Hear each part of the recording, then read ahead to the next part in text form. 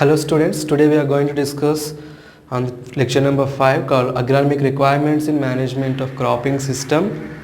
So in the earlier class we have seen what are the different types of cropping systems like monocropping, intercropping, mixed cropping and multi-type cropping, etc. So today, to choose any cropping system, what are the requirements to manage any cropping system? Let us see. Actually, we are having total 7 major requirements to manage the cropping system, apart from which I have chosen only first 3. In the next class, I'll look into the remaining 4 requirements. Now let us see what are the requirements. Here first one is choice of crop and varieties, tillage and land shaping, density and crop geometry, seed rate, time and method of sowing. So before I explain the lecture, I just want to remind you that please keep a notebook and pen with you so that whatever we discuss here you can note down. If I am not keeping this for a long time, please try to pause the video and note down the things whatever I am explaining, because many of you are not carrying the material with you. So whatever I am writing on the board, please try to note down so that it will be useful for the further reference and also to study in future. So let us look into the choice of crop and varieties. Before I discuss all this, see, to choose any crop or to raise any crop in particular locality, we will be having certain recommendations. Every crop will not come in every type of soil and every type of climate and every region. The reason is every crop will have their own climatic requirements, their own soil type and also different other parameters. So accordingly we have to look for the cropping system. We should not go for whatever availability is there. For example, I have groundnut, I have rice. So I have rice but I don't have water. But still if you want to go for rice, it will be something like we can't do, or we can't grow the crop effectively for the to get good yield. So based on the requirements as well as based on the availability, we have to see accordingly we have to choose the crop. So first one is choice of crop and varieties. So in which we are having 4 types: sequential cropping, intercropping, multi-tier cropping and bund cropping. So sequential cropping, what are the definitions of these are already explained in the previous class.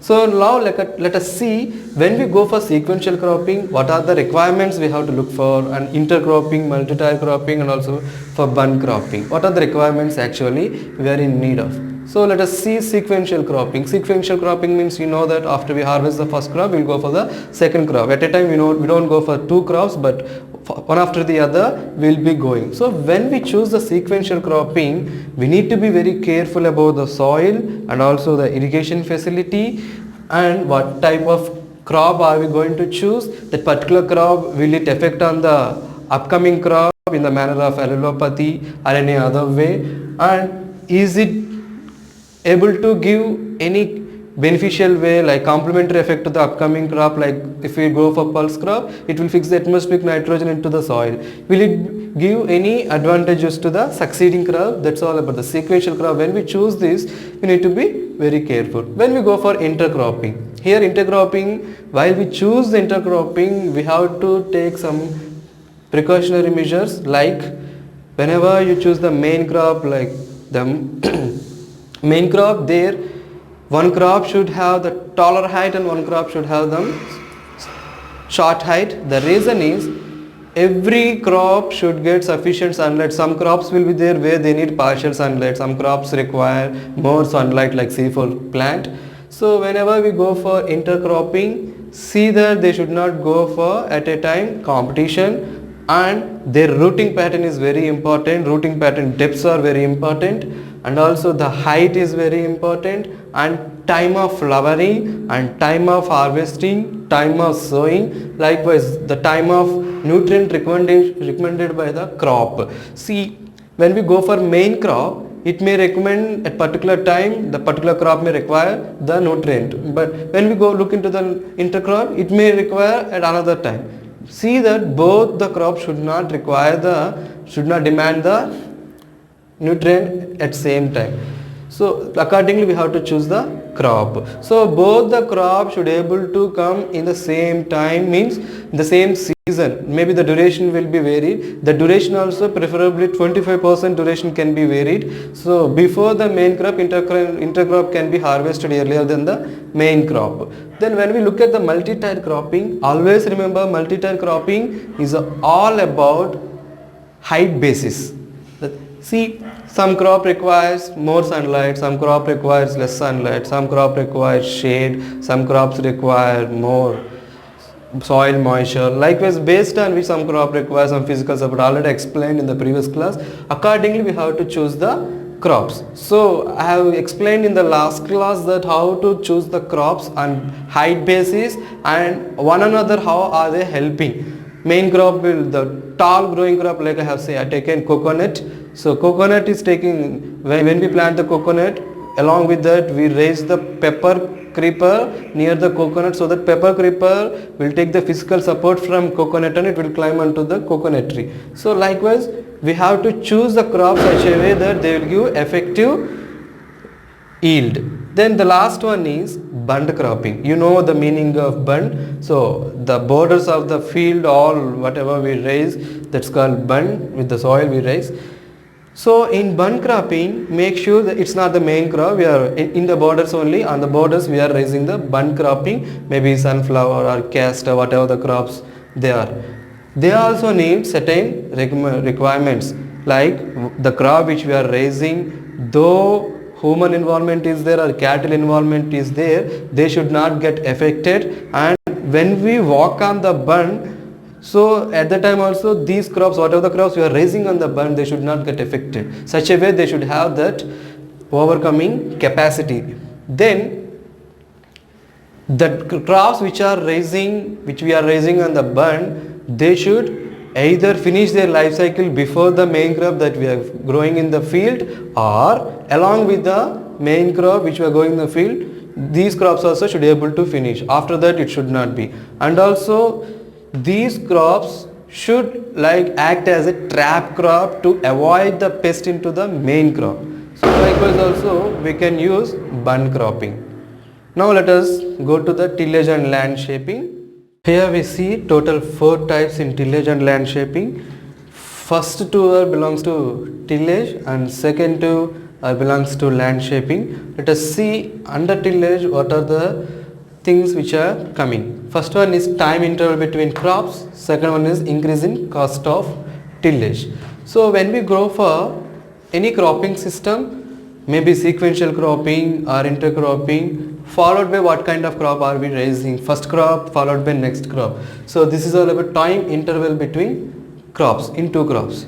So when we raise the first crop and when we go to the second crop after we harvest the first crop, in between we may have very less time. For example, let us take rice may be having some 4 months duration. After harvest the rice, immediately we may go for some maize crop.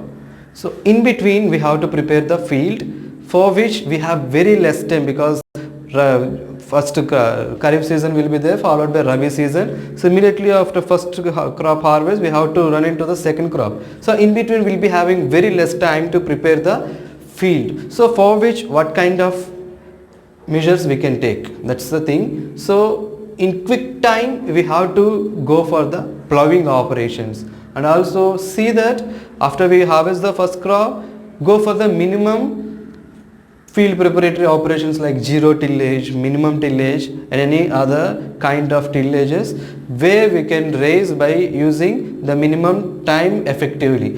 And also whatever the crop you are raising as a succeeding crop, I mean second crop after harvest the first crop, that crop should able to come, though we may take minimum tillage practices in the field. Then followed by another thing is there, relay sowing. Relay sowing means before harvest the first crop, we are sowing the next crop in the first crop itself. That means we are about to harvest the rice crop in 15 days or 10 days. So before 15 days you'll stop giving irrigation to the rice field. After you giving the last irrigation to the rice field, there you go for any pulse crop broadcasting in the field itself.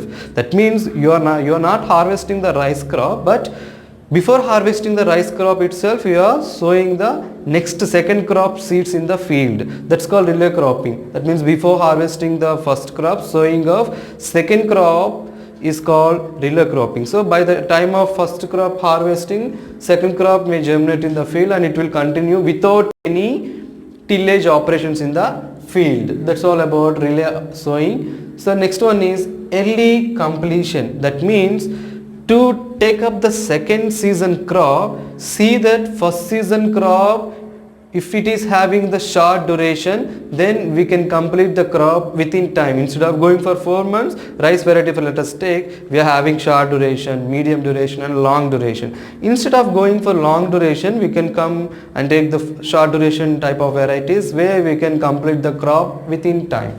So when we complete the crop very early, then we'll be having some short time where we can prepare the field for the second crop in the same field. So this is all about the early completion of the crop. So time interval plays major role in choosing the crops as well as and also going for the second crop. Next one is increase in cost of tillage.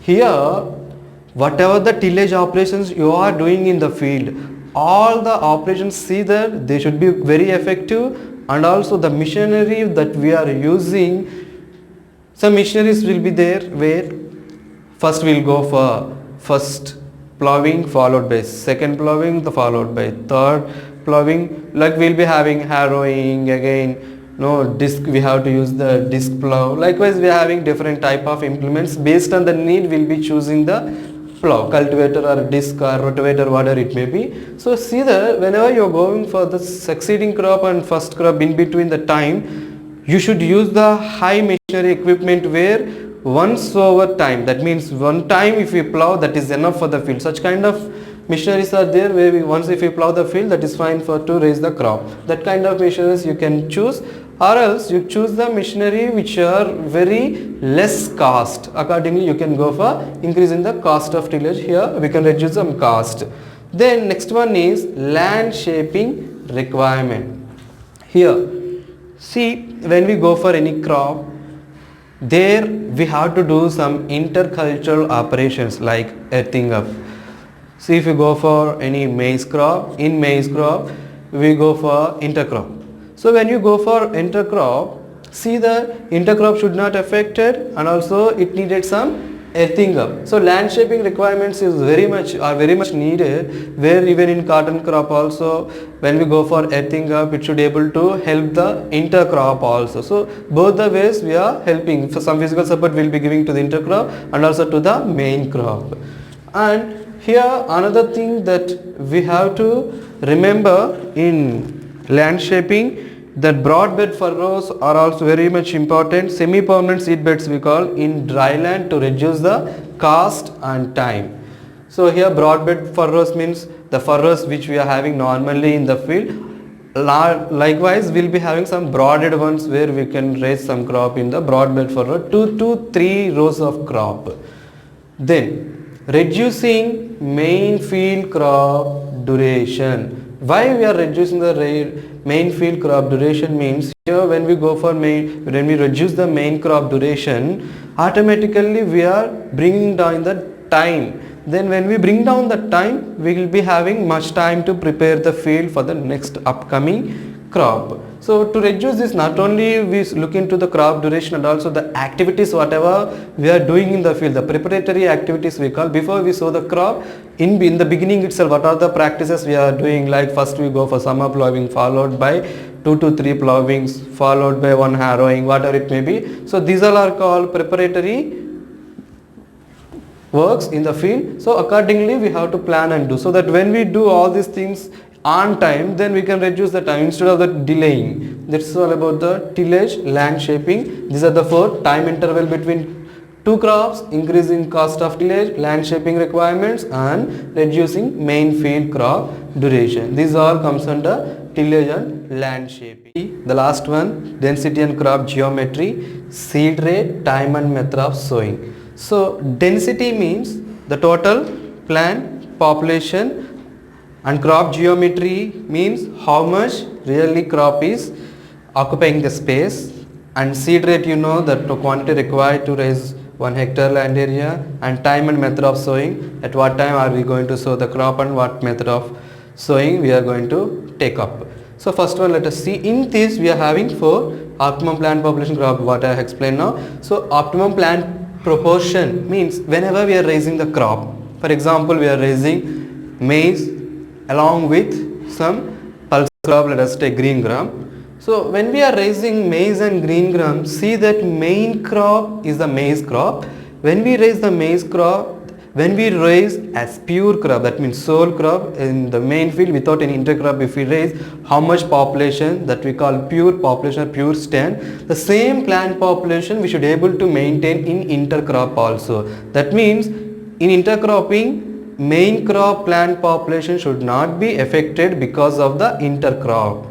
So see that main crop should be maintained well plant population, that means optimum plant population. You should not reduce as well as you should not increase.